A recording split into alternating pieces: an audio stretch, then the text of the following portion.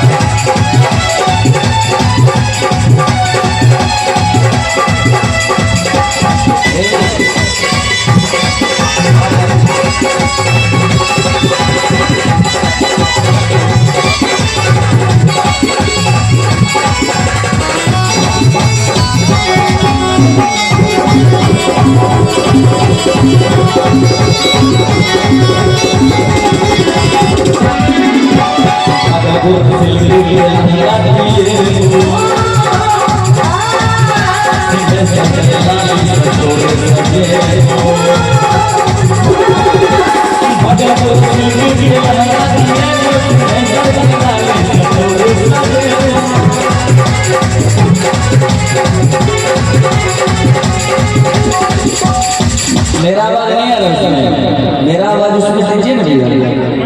हाँ उठाइए कि भागलपुर सिल्क के लहंगा दिए सिंहेश्वर के लाली से थोड़े सजे। आइए देखिए आपके लिए भगना की तरफ से फिर से कैसे भागलपुर सिल्क के लहंगा दिए सिंहेश्वर के लाली से थोड़े सजे। भागलपुर सिल्क के लहंगा दिए सिंहेश्वर के लाली से थोड़े सजे।